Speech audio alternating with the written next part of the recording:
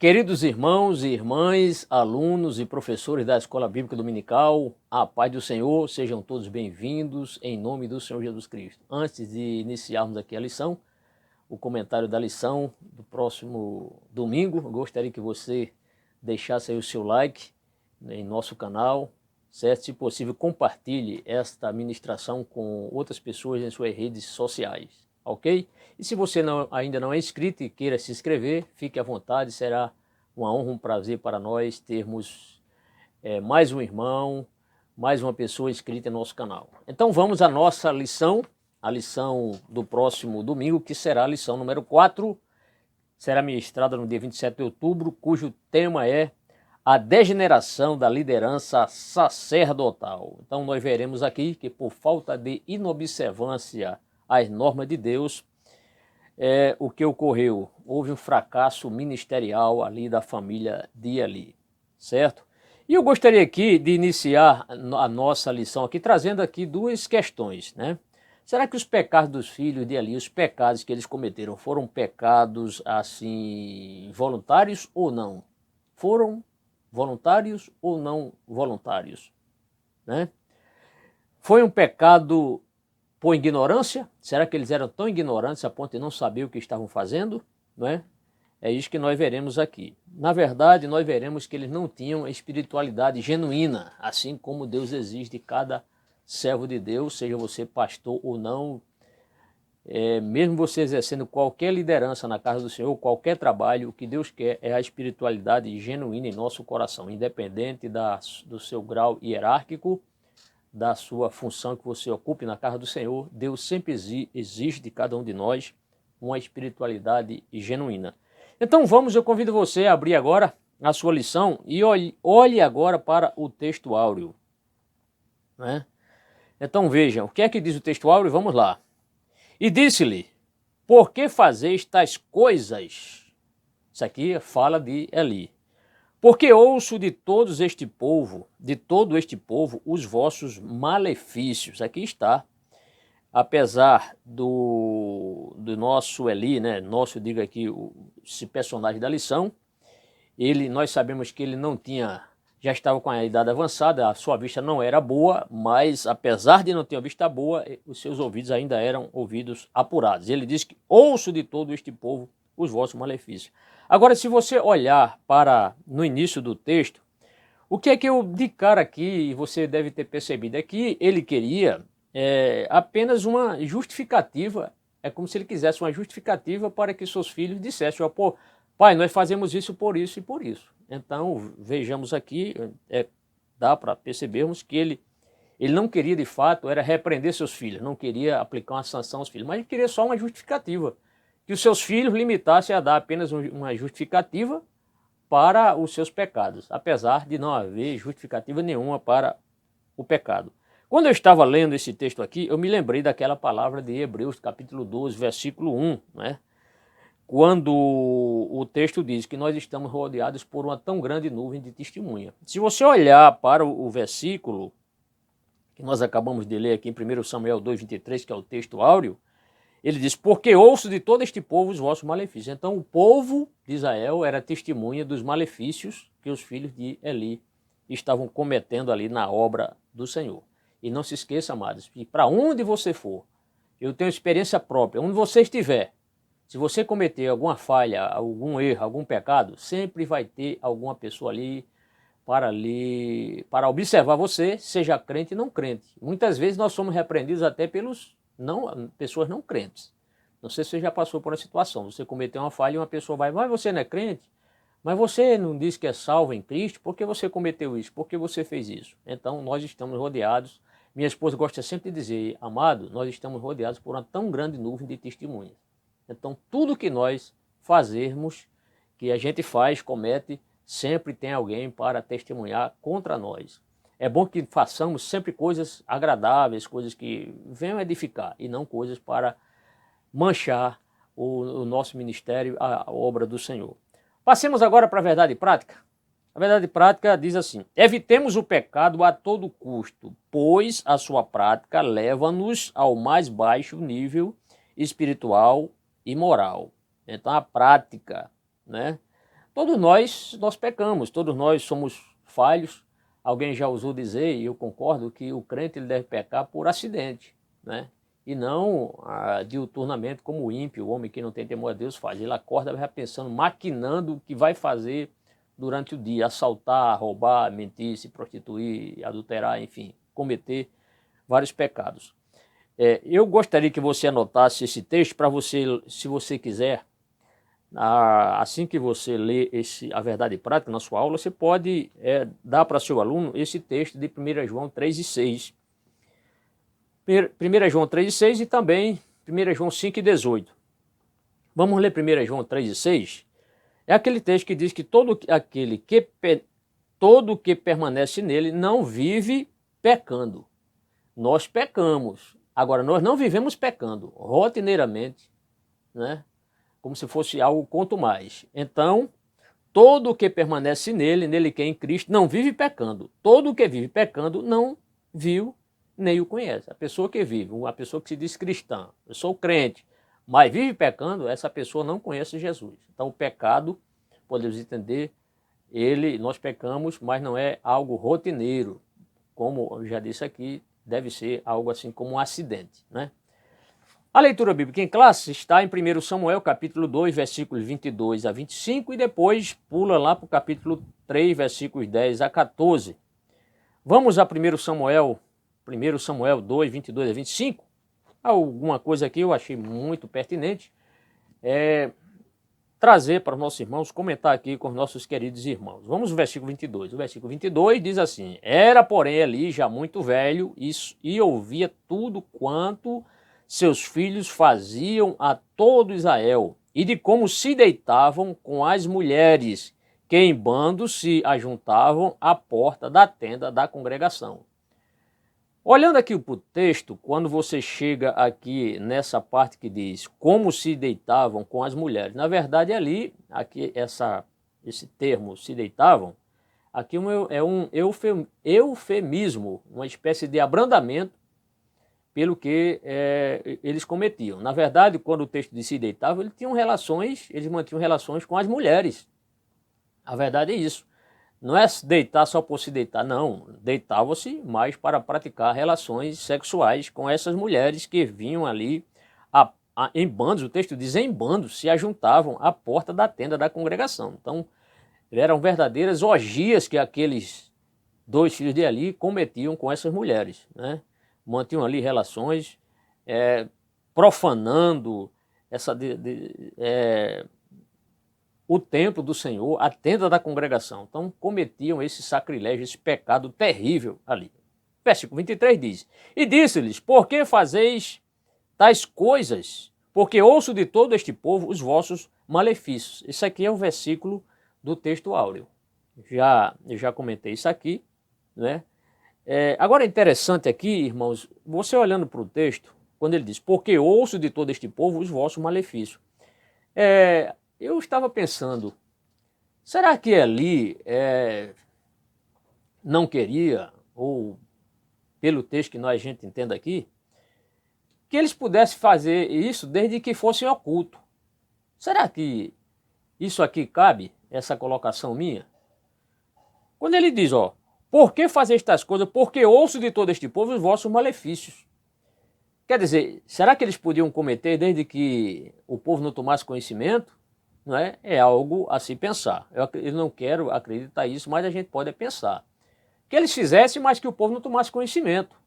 Ora, e por acaso o pecado não estaria já sendo cometido? Claro, aos olhos de Deus. Porque ninguém, amado, pode cometer um pecado sem Deus tomar conhecimento. Deus sabe de todas as coisas, né? Então, se eles fizessem esse pecado de modo oculto ou não, Deus estaria vendo. E não é só... Muita gente se preocupa muito com a opinião do povo, né? Nos preocupamos muito com o testemunho que as pessoas vão dar. E o próprio Deus? Qual é o testemunho que tem mais peso? É o testemunho das pessoas ou o testemunho do próprio Deus? Claro que o testemunho do próprio Deus tem maior peso, e como tem. Olhando agora para o versículo 24, aí ele diz, não, filhos meus, porque não é boa a fama esta que ouço, fazeis transgredir o povo do Senhor. Então ele aplica ali ele deveria aplicar uma sanção, afastar os dois do ofício sacerdotal, como auxiliares deles ali, de ali, e não simplesmente dizer, não é boa a fama esta que ouço. Quer dizer, foi maleável com os filhos, foi omisso aqui, não aplicou a sanção. O versículo 25, ele demonstra o seguinte, o versículo aqui vai mostrar as palavras ainda na continuação de ali. Pecando o homem contra homem, os juízes o julgarão. Pecando, porém, o homem contra o Senhor, quem rogará por ele? Isso aqui é uma coisa muito lógica. Se um homem peca contra outro, os juízes vão julgá-lo de acordo com a lei e aplicar a sanção. Agora, quando o homem peca, quando ele diz, como o homem peca, porém o homem contra o Senhor, pecando, porém o homem contra o Senhor, quem rogará por ele? Né?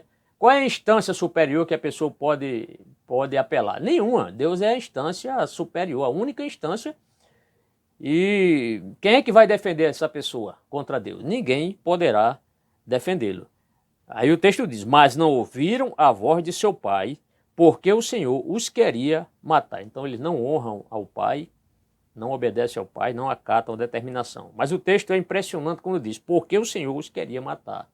Então Deus queria matar a esses dois sacrílegos.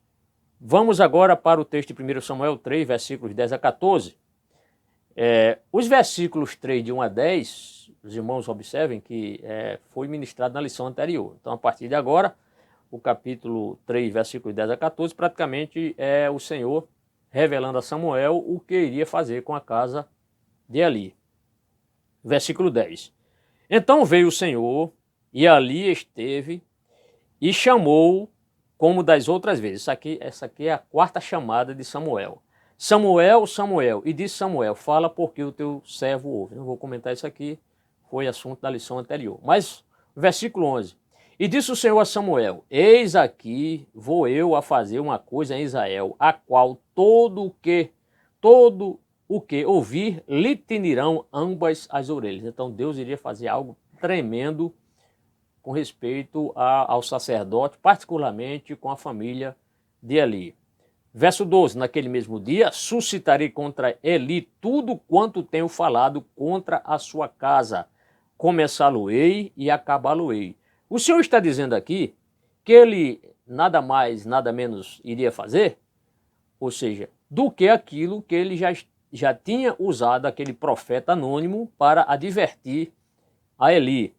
Você pode ler isso em 1 Samuel, capítulo 2, versículos 27 a 36, é aquele texto onde esse profeta, que não tem nome, anônimo, um homem de Deus, foi usado para repreender a Eli, e ele veio usando palavras, vou até ler aqui, versículo 27, vamos lá, 1 Samuel, ele diz assim, e veio um homem de Deus a Eli e lhe disse, assim diz o Senhor, olha, assim diz o Senhor, está no recado do Senhor. Então essa revelação, ou esta voz, esta profecia que o Senhor estava dando a Samuel, nada mais, nada menos era do que Deus estava ratificando, confirmando aquilo que já tinha dito anteriormente por intermédio desse servo de Deus, deste homem de Deus ao sacerdote Eli. Eu até peço que você leia esse texto por inteiro, do versículo 27, capítulo 2, versículo 27 ao versículo 36. Versículo 13, porque já eu lhe fiz saber que julgarei a sua casa para sempre, pela iniquidade que ele bem conhecia, porque fazendo-se os seus filhos execráveis, não o irrepreendeu. Então o Senhor percebeu, o Senhor viu que Eli recebeu o recado do Senhor através desse profeta, mas ele nem sequer os seus filhos deram a mínima atenção e nem repreendeu os seus filhos, nem corrigiu. Limitou-se apenas a querer uma justificativa para o pecado dos filhos. Então foi totalmente omisso. Sobre o versículo 13, eu gostaria que você lesse e anotasse aí para você ler depois o capítulo 2, versículos 31 a 34 também. Versículo 14, que é o último aqui da leitura bíblica em classe, diz o seguinte, portanto, jurei a casa de Eli. Olha, quando Deus vem jurar, imagine só. Portanto, jurei a casa de Eli, que nunca jamais será expiada a iniquidade da casa de Eli com sacrifício, nem com ofertas de manjares. Por quê? Porque, segundo a lei, haveria expiação somente pelos pecados de forma involuntária. A pessoa pecava de forma involuntária. Agora, pecados voluntários como esse aqui, é claro que eles sabiam o que estavam fazendo. É claro que eles sabiam que, se prostituindo com aquelas mulheres ali na casa do Senhor, estavam pecando terrivelmente contra Deus, profanando a casa do Senhor. Então, o que é que Deus está dizendo aqui em síntese? Então, é que esse pecado dos filhos de Eli, de forma alguma, seria perdoada essa transgressão, inclusive da família e da descendência, porque essa punição vai trazer consequências não só para Eli e sua família, mas para as suas gerações futuras. Isso, de fato, aconteceu. Bem, olhando agora para o objetivo geral, depois de lida a leitura bíblica em classe, esse pequeno comentário, o objetivo geral é evitar o pecado a todo custo e viver uma vida santa. Eu gostaria que você anotasse, querido professor, querido irmão aluno, o texto de João 17:17. Quando o texto diz que evitar o pecado a todo custo e viver uma vida santa, o que a gente pode entender é que para nós vivermos uma vida santa, precisamos praticar, viver os ensinos da Bíblia. Porque o Senhor Jesus disse: santificai-vos na verdade. A tua palavra é a verdade. Ninguém pode ser santo sem ter conhecimento da vontade de Deus. Ninguém pode ser santo sem conhecer este livro aqui. Porque este livro nos ensina como nós agradarmos a Deus, como também nos mostra coisas que desagradam a Deus. Então, é impossível nós sermos santos sem conhecer a vontade de Deus. Conheça a vontade de Deus, leia a palavra do Senhor, e a melhor maneira de nós estarmos vivendo em santidade, é claro, é observando a palavra do Senhor. Porque o Senhor Jesus disse: santificai-vos na verdade, a tua palavra é a verdade. Então, a fórmula é essa, é conhecer a palavra, viver a verdade, praticar essa verdade, e assim estaremos nos santificando. É isso, amados. Os objetivos específicos são 3, que é destacar a degeneração dos filhos de Eli, já começamos aqui a falar. O segundo é pontuar a sentença do juiz de Deus. Nós veremos que Deus é um Deus justo e que Deus não age de forma parcial, Deus é um Deus imparcial. E o terceiro é mostrar as consequências do pecado, porque nós sabemos que todo pecado tem as suas consequências, né? Deus perdoa, mas muitas vezes fica aí a cicatriz, para a pessoa sempre se lembrar que não vale a pena pecar, certo? Isso é muito relevante. Vamos agora ao comentário, aliás, à introdução, comentário propriamente dito, a introdução. Eu destaco aqui na introdução a questão da degeneração da casa de Eli. A casa de Eli degenerou-se devido ao quê? Ao pecado desses 2 filhos de Eli. Foram jovens ali que entraram pelo caminho, ou pessoas que entraram pelo caminho, o caminho do pecado, não honraram o ministério que Deus deu a eles, e a consequência foi terrível. Eu gostaria de ler aqui, amados, um texto de Levítico 21, versículos 6 e 7. Esse texto, inclusive, está na lição, Levítico 21, versículos 6 a 7. Vamos lá, Levítico 21. Levítico 21, o texto não está separado aqui, mas eu vou encontrar aqui. Levítico, capítulo 21, versículos 6 e 7. Seria interessante você ler para seu aluno. O texto diz assim: é para mostrar que aquele que está no serviço do Senhor, no ministério do Senhor, naquela época, aqui, nesse caso no sacerdócio, ele deveria levar uma vida santa. Olha só, capítulo 21, versículo 6. Serão santos ao seu Deus e não profanarão o nome do seu Deus. Então eles já transgrediram aqui, porque eles profanaram. Pelo fato de apresentar ao Senhor as ofertas preparadas no fogo, a oferta de alimento do seu Deus, serão santos. Então o texto mostra aqui, e eles eram contumazes em fazer isso, mas eles cometeram pecados, né? Roubavam até a oferta das partes gordas dos animais, eles roubavam para ele, porque havia certas partes do animal que era destinado ao sacerdote, mas eles, como tinham o olho grande, eles tomavam a parte até também, a parte que era oferecida a Deus e a parte que era de destino do ofertante. Não poderão tomar por mulher, veja só como Deus prima tanto pela santidade. o sacerdote ele não podia casar-se com qualquer mulher. A mulher tinha que ser uma mulher virgem. E outras recomendações aqui. Olhem só. Versículo 7. Não poderão tomar por mulher uma prostituta. Uma moça que... Olha aqui, ele já quer dizer... Tomaram mulheres prostitutas para se deitarem com eles lá no tabernáculo do Senhor. Transgrediram aqui também. Não poderão tomar por mulher uma prostituta. Uma moça que tenha perdido a virgindade. Ou uma mulher divorciada do seu marido. Porque o sacerdócio é santo ao seu Deus. Considerem-no santo, porque ele oferece o alimento do seu Deus. Considerem-no santo, porque eu, o Senhor, que os santifico, sou santo. Então Deus tinha santificado eles para a obra. Infelizmente não honraram o ministério que o Senhor tinha dado a Arão, não é? Seus antepassados, seus ancestrais, seu ancestral, e entraram por esse caminho do pecado. Então, o caminho do pecado é um caminho terrível. O que é que Deus vai fazer? Deus vai agir. Deus não pode deixar o pecado sem levar uma sanção, uma punição, né? Outra coisa é que eles aqui tinham conhecimento do que estavam fazendo. Eles não eram pessoas leigas que não conheciam a lei. Eles sabiam que estavam transgredindo. Então, o pecado desses filhos de Eli foi um pecado de forma voluntária e não de forma involuntária. Então, eles se degeneraram, abandonando as virtudes do verdadeiro sacerdócio. Não honraram o ministério que Deus tinha dado a eles. Tá certo?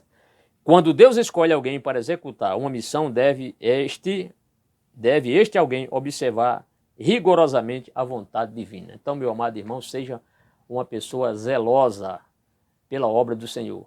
Faça o seu ministério, execute o seu ministério. Se você é um professor, dedique-se na obra do Senhor. Se você é líder de algum departamento, dedique-se ao seu departamento, peça graça a Deus, sabedoria a Deus, honre seu ministério, mas não aproveite o seu cargo para você achar que deve fazer o que vem à sua cabeça. Não, porque daqui a pouco, se você for fazer tudo o que vem à sua cabeça, daqui a pouco você dá vazão à carne, e sobe, vem a soberba, né? E a gente sabe que a soberba ela precede a queda.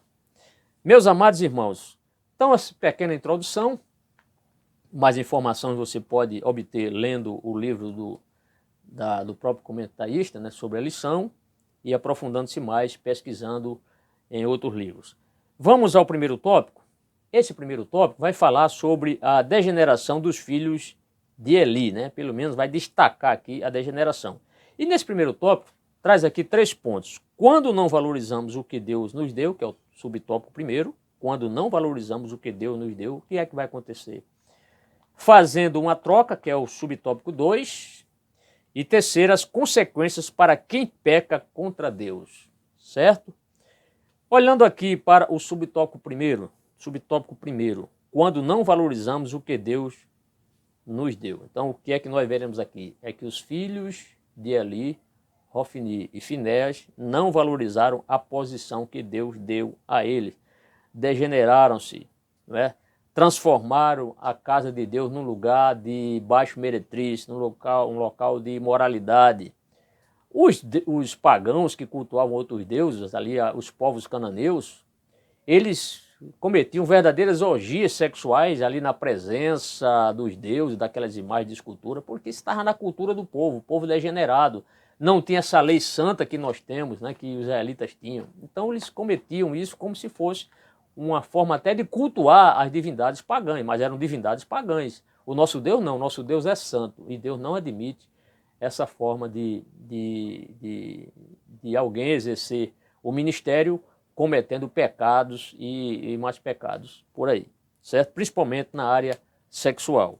Então eles cometeram pecados imorais ali, né, sexuais, na casa do Senhor. Isso está em 1 Samuel, capítulo 2, versículo 22.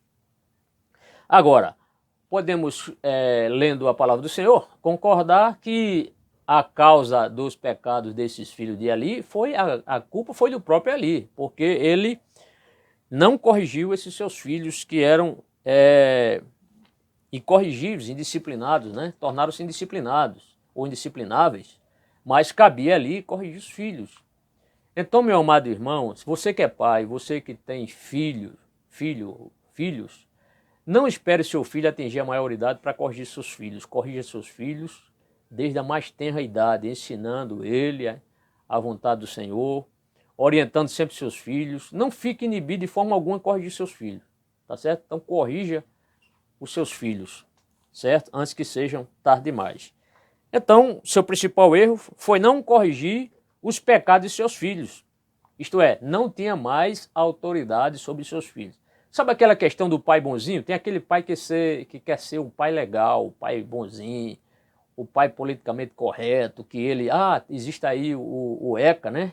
O Estatuto da Criança e Adolescente, eu não posso constranger este meu filho adolescente, porque o ECA proíbe. Meu irmão, a Bíblia, a palavra do Senhor, veio muito antes do que o ECA, tá certo? Então corrija seus filhos, oriente, mas sempre com amor, visando o quê? A saúde espiritual do seu filho. Isso é muito importante. Então Eli foi omíssil, foi complacente com o pecado de seus filhos. Então ele tem uma grande parcela de culpa. Acredito que mais culpado do que seus filhos foi o sacerdote Eli, porque não corrigiu os seus filhos desde a mais tenra idade. Chegamos ao subtópico 2. O subtópico 2 vai falar aqui sobre uma troca. Isto é, eles trocaram o verdadeiro ministério, a santidade do ministério, por prazeres da vida, prazeres efêmeros, né? E ali, o que é que nós vemos aqui? Ele chega a citar aqui o apóstolo Paulo menciona que os que são mais amigos dos prazeres do mundo do que de Deus, né? Existem essas pessoas amigas mais... Inclusive hoje, isso é um quadro da sociedade moderna. As pessoas hoje são mais amigos dos prazeres do que amigos ou amigas de Deus, né? As pessoas. E ele diz mais, foi preciso uma ação do próprio Deus. Como Eli não corrigiu seus filhos, agora caberia ao Senhor, nosso Deus, aplicar a sanção. Veja que Deus é um Deus até que tem uma certa tolerância, podemos assim imaginar. Quando o Senhor, no capítulo 2 de 1 Samuel, o Senhor mandou aquele homem de Deus para repreender Eli, a partir daquele momento, Eli poderia já ter chamado seus filhos, aplicado a eles a sanção, afastar eles do cargo, colocar outras pessoas, porque o que não faltava ali era auxiliares. Nós sabemos que os levitas, na família de Arão havia outros sacerdotes, né? E todos os levitas eram auxiliares dos sacerdotes. Então não faltaria ali auxiliares. Mas ele, não sei se é muito apego ao cargo, não quis abrir mão dos seus filhos. E preferiu que seus filhos continuassem ali servindo a Deus, mesmo cometendo esses pecados. É lamentável que isso tenha acontecido. Então foi preciso Deus agir, matando não só os dois filhos, como trazendo outras consequências à família de Eli. O que é que nós podemos colher aqui, amados, sobre essa lição? Aqui, valorizemos o nosso ministério, valorize o seu ministério, valorize aquilo que Deus lhe deu, cumprindo de forma honrada, de forma digna, a vontade do Senhor, e certamente Deus vai lhe honrar e você será coroado, conforme tem um texto aqui de Mateus 25, versículo 21, quando o Senhor diz, sobre o pouco foste fiel, sobre o muito te colocarei.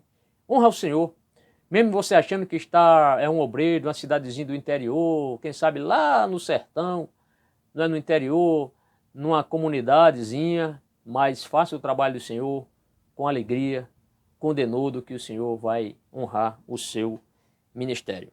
Agora vamos para o subtópico 3, as consequências para quem peca contra Deus. Então, a gente sabe que aqui na terra, quando um meliante, um delinquente comete um pecado, existe o quê? Os tribunais, existem os advogados, existe a promotoria, existem os juízes, e a pessoa muitas vezes vai a júri popular, mas tem um juiz para julgá-lo. Agora, quando o homem peca contra Deus e não se arrepende, para onde esse homem vai correr?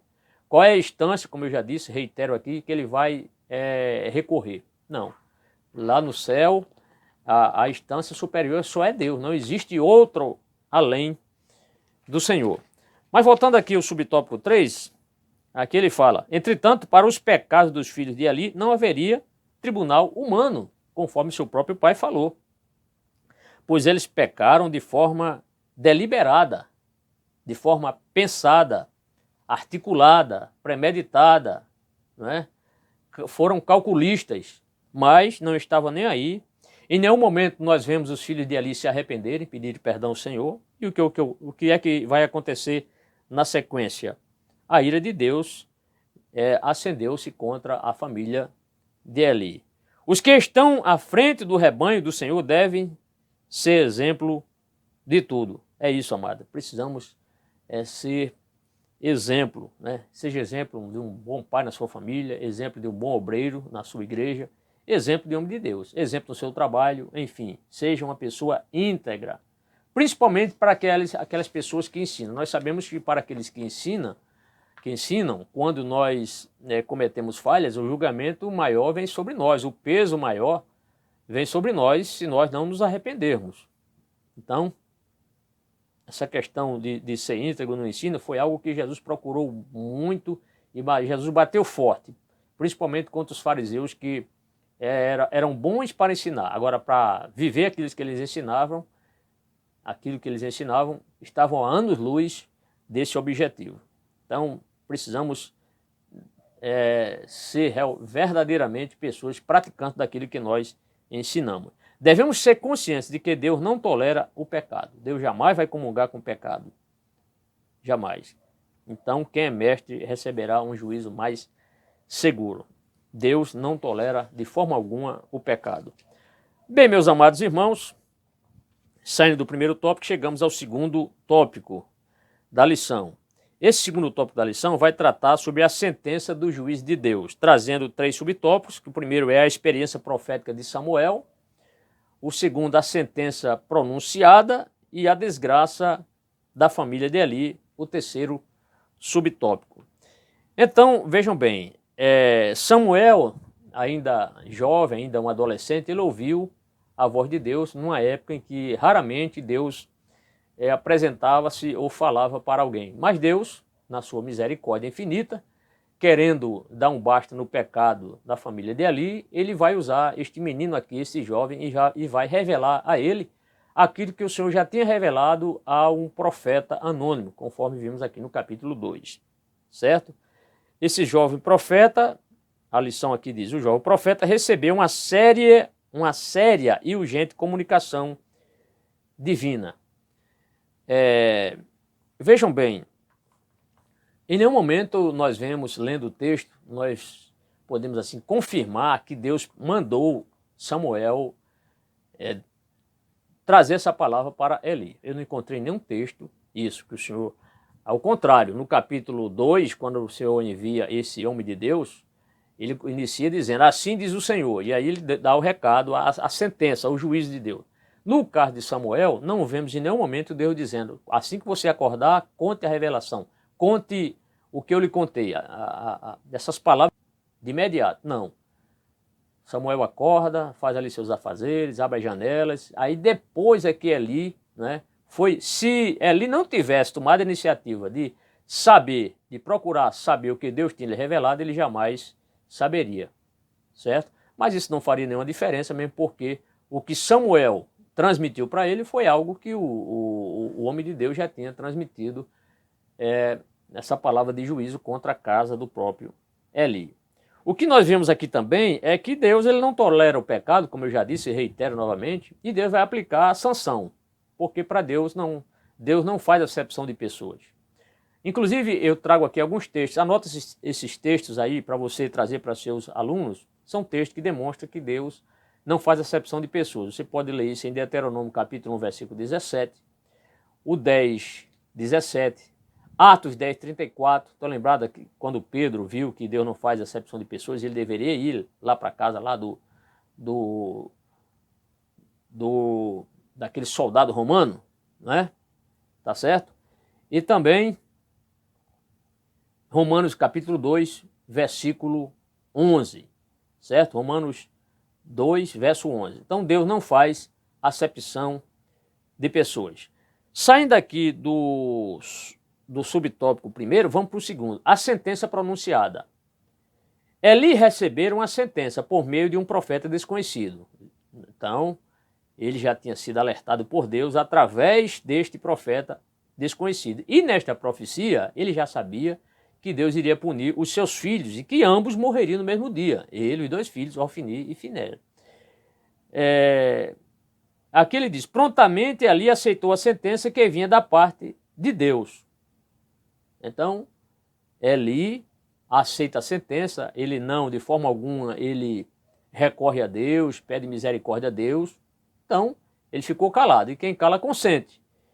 E ali, novamente, agora Deus vai usar esse menino chamado Samuel para trazer a mesma mudagem, a mesma mensagem. A mensagem não era diferente, mas era o mesmo recado praticamente. Pois o que Deus lhe havia entregue estava na mesma direção do que entregara ao profeta desconhecido. A mesma palavra, praticamente a mesma sentença. Sim, Deus havia sentenciado a casa de Eli. Isso aí, de forma muito clara, Eli tomou conhecimento que a morte atingiria sua família, com certeza.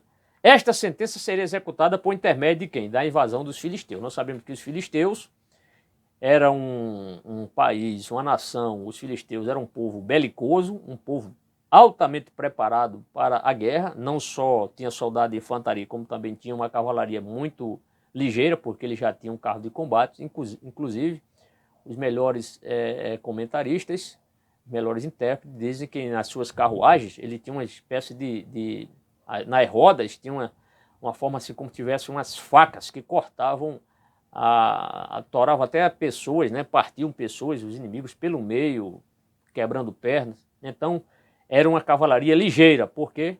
Porque tinha essa iniciativa do combate e era praticamente bem mais equipada, principalmente pelo desenvolvimento. Eles já tinham nessa época, enquanto os israelitas tinham meros instrumentos de madeira, lança de madeira, flechas, eles tinham, os filisteus já tinham a arte do ferro, já forjavam suas espadas de ferro, suas lanças de ferro, suas carruagens ligeiras e de ferro, enfim, era um exército altamente bem preparado. Então Deus vai usar a invasão dos filisteus para punir a terra de Israel.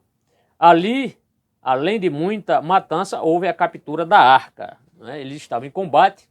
Na verdade, foram 2 combates aqui. É bom você ler o capítulo 4. Houve 2 guerras. Na primeira guerra, tombaram 4.000 soldados do exército de Israel. Nesse primeiro combate, a arca do Senhor não estava presente. Quando eles viram que estavam encurralados, tomaram a iniciativa, essa péssima iniciativa, de trazerem a arca do Senhor para o próprio fronte, para o campo de batalha, achando que a presença da arca, como uma forma de talismã, de amuleto, iria dar sorte a ele. Mas a gente sabe que nenhum objeto pode substituir o verdadeiro Deus. Ora, como é que Deus iria cooperar com eles? Como é que Deus iria desbaratar os inimigos, os filisteus, se o coração do povo estava distante do Senhor?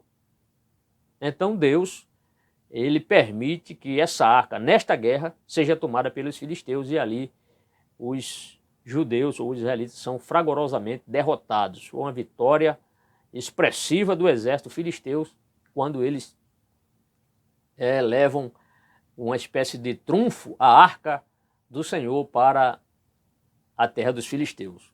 Ali, além de muita matança, houve a captura da Arca da Aliança.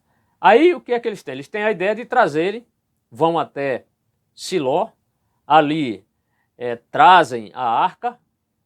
Veja que somente uma vez por ano é que o sumo sacerdote poderia entrar no lugar santo, no Santo dos Santos, para oferecer a expiação pelos pecados de toda a nação, uma vez por ano. Agora, esses soldados vão lá, né, e ali com consentimento dos 2 filhos de Eli, Ofni e Finéias, trazem a arca a uma caminhada de cerca de 40 quilômetros, eles conduzindo aquela arca. Alguns chegam a dizer que foram os próprios filhos que conduziram, os próprios filhos Ofni e Finéias que conduziram a arca.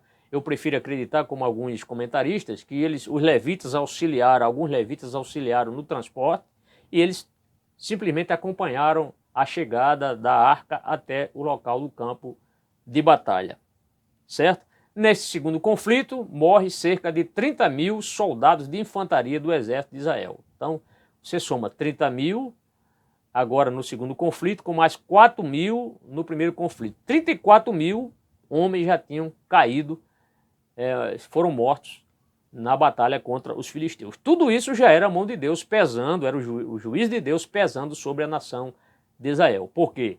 Se o coração dos filhos de Eli, Ofni e Finéias, estava distante de Deus, o povo também imitou a atitude deles. O povo também estava em reverência, o povo era irreverente contra Deus. Apesar, quando eles estarem encurralados aqui, procurarem, vamos trazer a arca do Senhor, a gente vê assim uma espécie assim, de algum temor camuflado, mas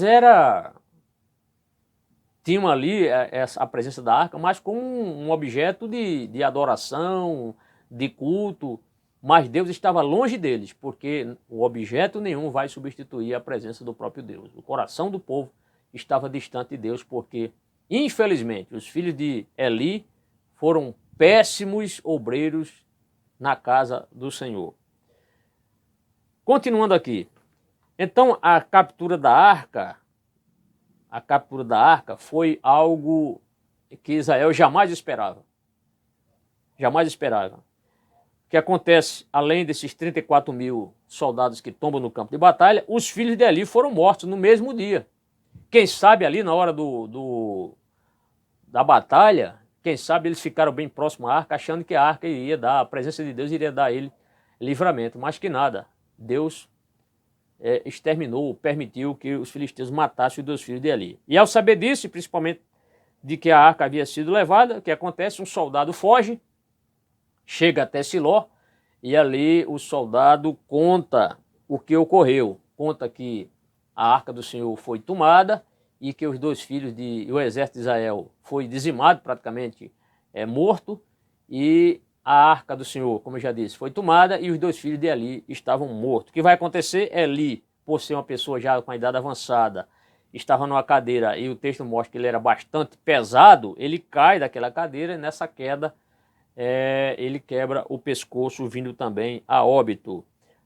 Na sequência, a nora, de imediato, sua nora entrou em trabalho de parto. Essa nora aqui era a mulher de Finéias. Ela entrou em trabalho de parto, o filho nasceu, mas ela não sobreviveu, morreu de parto. E antes dela morrer, ela dá o nome a um menino chamado Icabote, que significa foi-se a glória de Israel.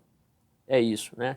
Que situação trágica, que tragédia, mas tudo isso foi em decorrência da falta de observância aos preceitos do Senhor, a falta de reverência, a falta de santidade desses 2 filhos de Eli, Ofni e Finéias. E aí nós vemos agora o subtópico 3, que vai falar sobre a desgraça da família de Eli. É aquela questão, né? A lei moral da colheita segundo a semeadura. Eles plantaram uma má semente, colheram o quê? Isso, né? Colheram essa desgraça toda. Por quê? Porque não eram pessoas fiéis ministerialmente. A desgraça sobre a casa de Eli veio como uma grande avalanche. Eu estava aqui pensando, quando ocorreu aquela situação sobre Jó, veja que a gente pode aqui comparar. Jó recebeu aquela avalanche de mais notícias, né? Sua família dizimada, morta, seus animais, enfim, ficou ele só e a esposa, e ele doente. Então veio uma avalanche de situações, mas Jó permaneceu fiel, porque Jó estava sendo testado, mas Deus sabia da fidelidade de Jó. Agora, observe aqui, quem estava sendo agora punido, essa avalanche de consequências, era a família de Eli. Agora, por uma causa justa, porque eles eram irreverentes, não eram homens fiéis ao Senhor. A desgraça sobre a casa de Eli veio como uma grande avalanche. Seus filhos Ofni e Finéias, bem como a sua nora, morreram. Além disso, 85 sacerdotes pereceram no reinado de Salomão. Abiatar, um sacerdote da linhagem de Eli, foi expulso. A partir daí, a casa de Eli passou a ser preterida. Você pode observar depois que houve um afastamento, onde o próprio Salomão ele substitui, né, a família ele tira Abiatar e coloca agora ali o sacerdote Itamar. Aliás, ele afasta Itamar, que era ainda da família de de Eli. Na verdade, a família de Eli, por 3 gerações aproximadamente, ainda ficou no sacerdócio, né? Aqui o autor chega a dizer, e outros comentaristas, o Champlin, por exemplo, diz que eles levaram cerca de aproximadamente 130 anos para o golpe final, para eles serem ali afastados. E quando Salomão é rei, Salomão então substitui, tira Itamar, que era da linhagem de Eli, e coloca agora Zadok, que foi um fiel aliado seu e da casa de Davi. Ainda já no finalzinho do subtópico 3, ele diz: a Bíblia revela que o salário do pecado é a morte, lá em Romanos 6, 23. Né? É aquela questão da justiça retributiva. Eles colheram o que eles plantaram. Né? Plantaram infidelidade, recolheram o que? Juízo de Deus sobre eles e a família do próprio pai. Chegamos, amados, agora ao terceiro e último tópico. Diz assim: as consequências do pecado. Aí veremos o preço do pecado. O que mais? Os males da falta de repreensão e pecados voluntários e deliberados não têm perdão. Inclusive, sobre esse terceiro subtópico aqui, eu vou ler algo aqui que está na Bíblia. A Bíblia é cronológica a respeito de um assunto aqui muito interessante. Eu gostaria que você atentasse bastante para isso. O preço do pecado. Então, todo pecado ele tem a sua consequência. Deus não quer que o homem peque. Deus mostra-nos que é bom fazer a vontade dele. Agora, quando a pessoa escolhe de livre e espontânea vontade pecar, as consequências virão. E aqui ele cita algumas consequências, não é, de algumas pessoas. Eu poderia até acrescentar, e acrescenta aqui a questão de Absalão. Absalão rebelou-se contra o seu próprio pai Davi. Qual foi a consequência? A morte. Ele foi morto, o próprio filho Absalão. Apesar de Davi ter pedido para seu exército não matar seu filho Absalão, mas alguém foi lá e matou seu próprio filho. Por causa do quê? Da punição para a rebeldia. Como vimos, as consequências do pecado são trágicas. Eli tinha conhecimento do pecado de seus filhos. Claro que ele tinha conhecimento. Mas a sua covardia era visível por causa de sua omissão e irreverência de seus filhos. Né? A gente trazendo aqui para os nossos dias hoje. Então, pastores que têm filhos, cuide também da sua família. A gente pastoreia os filhos dos outros, pastoreamos, nos preocupamos com o rebanho, isso é bom, é boa essa preocupação, mas nós não podemos esquecer que nós também temos um rebanho em nossa casa e a gente deve cuidar principalmente dos nossos, porque se nós não cuidarmos dos nossos filhos, com que moral nós vamos cuidar dos outros, do outro rebanho? Então devemos principalmente ser pastores da nossa família, em nome do Senhor Jesus Cristo. Eu conheço casos aqui de pastores que se preocuparam tanto com as suas igrejas e perderam o seu próprio rebanho, né? A sua própria família, filhos desviados, aprontando aí coisas ruins e manchando aí até a reputação do pai. Bem, vamos sobre isso. Acredito que sobre o preço do pecado está muito claro para você comentar com seus alunos, mas eu quero ler aqui ainda o que o professor, o escritor, deixou escrito. Portanto, além de orarmos por nossos filhos, precisamos conduzi-los à comunhão com Deus. É importante nós orarmos por nossos filhos, sempre orarmos e conduzi-los, os nossos filhos, para a casa do Senhor. Leve sempre seus filhos à casa do Senhor, desde a mais tenra idade. Oriente seus filhos a se comportar. Muitas vezes nós estamos na igreja e vemos aquelas crianças correndo de um lado para o outro. Falta de quê? De disciplina. Falta de quê? De orientação. A culpa não é da criança, não.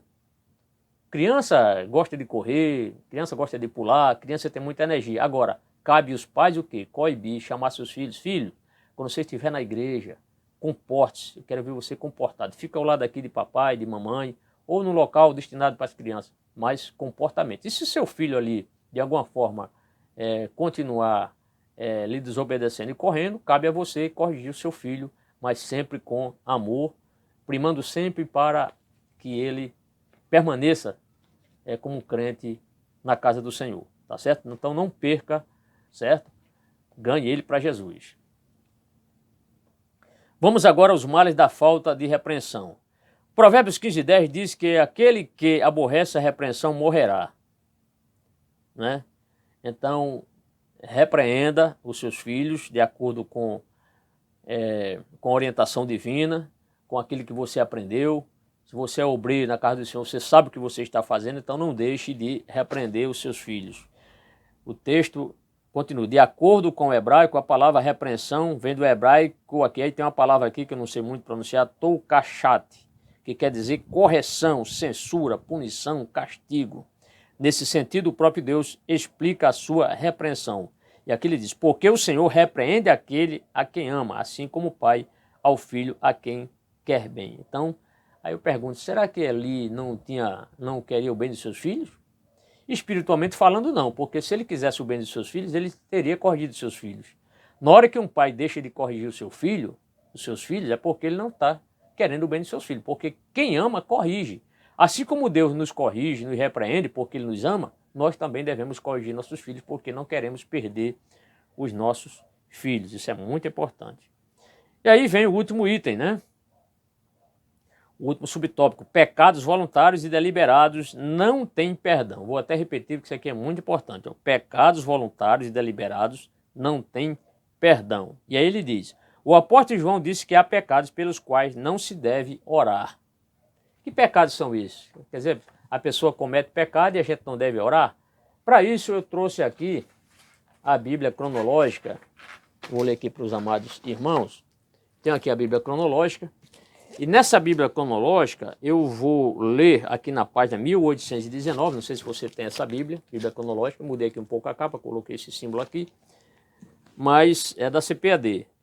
Então vamos explicar essa questão que a lição aqui nos mostra, né? A lição aqui nos mostra, quando ele diz, o apóstolo João disse que há pecados pelos quais não se deve orar. Vamos ver, vamos ler a nota aqui dessa Bíblia. Ele diz assim, os comentaristas diferem enormemente em suas ideias sobre qual é esse pecado que leva à morte. Então não há um consenso. E se a morte que ele causa é física ou espiritual. Paulo escreveu que alguns cristãos haviam morrido porque haviam participado da Santa Ceia indignamente. É aquele texto que a gente lê no momento da ceia, né? 1 Coríntios 11, 27 a 30. E Ananias e Safira caíram mortos quando mentiram para Deus. Atos 5, verso de 1 a 11. A blasfêmia contra o Espírito Santo resulta em morte espiritual, conforme Marcos 3, 29. E aí ele continua. E a Epístola aos Hebreus descreve a morte espiritual da pessoa que se volta contra Cristo, conforme Hebreus 6, versículos 4 a 6.